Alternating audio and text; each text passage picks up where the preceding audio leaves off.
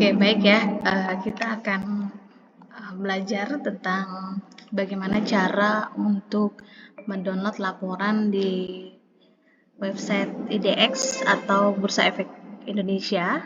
Dulu namanya, sekarang IDX. Oke, kita ketik di www.idx.co.id. Nah, kita klik. Nah, di sini IDX ini atau singkatan dari Indonesia Stock Exchange atau Bursa Efek Indonesia, bisa dilihat data pasar, produk dan layanan, perusahaan tercatat, IDX Syariah, anggota bursa dan partisipan, berita, peraturan, investor, dan tentang BI. Nah, kali ini teman-teman untuk mendapatkan laporan keuangan cukup di menu klik perusahaan tercatat.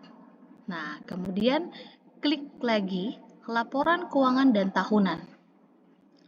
Kebetulan kita mata kuliahnya manajemen keuangan dan perbankan, sehingga search company-nya adalah BRI.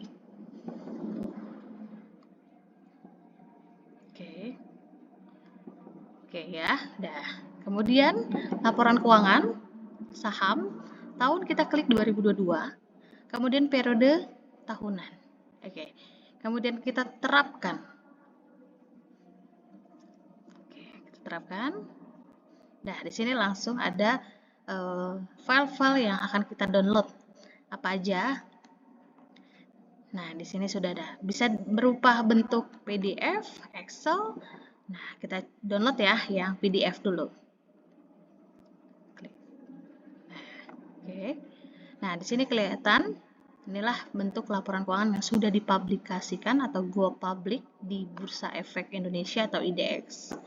Di sini biasa, di sini tentang informasi-informasi apa aja yang dipergunakan oleh BRI dan kegiatan usaha apa aja, ya. Jadi ini untuk informasi atau bisa disebut dengan general informasi, nama entitasnya apa, ya, kemudian subsektornya apa, bergerak di bidang apa, kemudian tahunnya, periode berjalan tahun berapa dan berikutnya, dan rupiah, mata uang pelaporannya rupiah atau apa, di sini dijelasin sudah audit oleh auditor siapa dan partner auditornya siapa.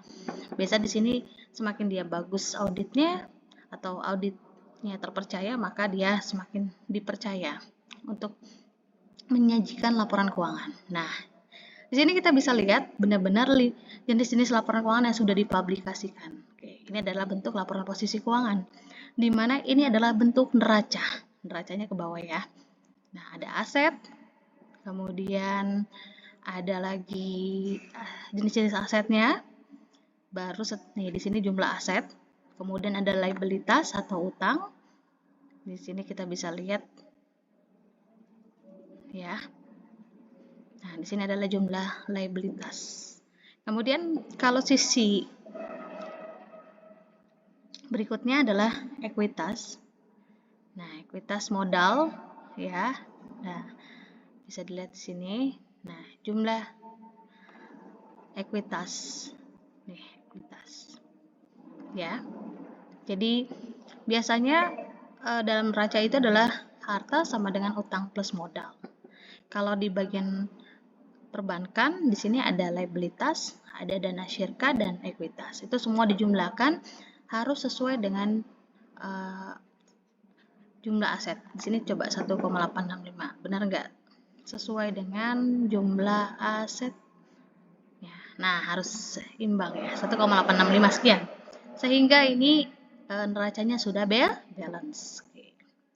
Lanjut, kedua laporan keuangan. Yang kedua adalah laporan laba rugi. Nah, kita bisa lihat di sini. Mulai dari pendapatan, kemudian beban-beban yang dikeluarkan, ya. Kemudian kita bisa lihat laba yang dihasilkan. Oke. Laba yang dihasilkan. Bisa lihat di sini laba-labanya. Oke, di sini ada laba operasional, ya. Oke, ini laba operasional. Kemudian ada lagi yang disebut dengan laba rugi komprehensif. Nah, ini adalah laba bersihnya. Jadi ini semua udah bersih. Laba rugi komprehensif. Ya. Laba rugi komprehensif ya.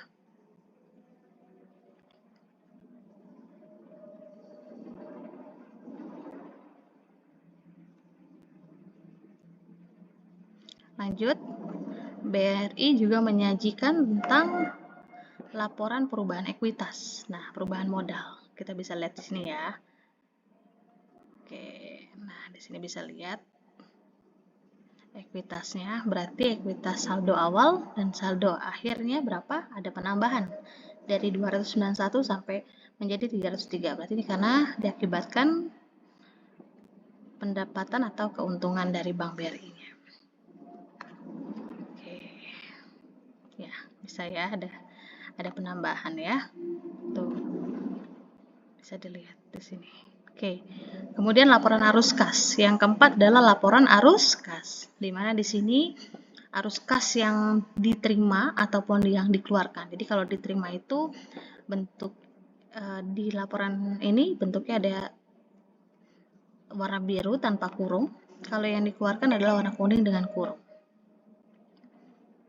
Ya, nah di sini ya kelihatan. Nah, di sini bisa kita lihat mana ya jumlah arus kas yang paling terbesar didapat ataupun yang dikeluarkan. Nah, terakhir adalah jumlah kas di akhir periode di sini ya. Ini ya seperti biasa dia ada tahun membanding 2021 dan 2022. Jadi bisa kelihatan kinerja perusahaannya. Oke. Lanjutnya itu keempat. Yang kelima apa? Adalah catatan atas laporan keuangan atau notes to the financial statement. Nah, di sini bisa dilihat. Jadi di sini dicatat apa yang tidak dijelaskan atau dicatat pada keempat jenis laporan keuangan. Misalnya seperti ini nilai perolehan kotor bisa dilihat. Nah, ini yang nggak dicatat dalam laporan keempat jenis 4 laporan keuangan itu. Ya, jadi semuanya dijelaskan di notes to the financial statement. Oke, baik. Itulah jenis-jenis laporan keuangan. Ada 5. Silakan kalian pelajari dan download laporan keuangan BRI ini untuk pertemuan berikutnya lagi kita akan bahas. Oke, terima kasih.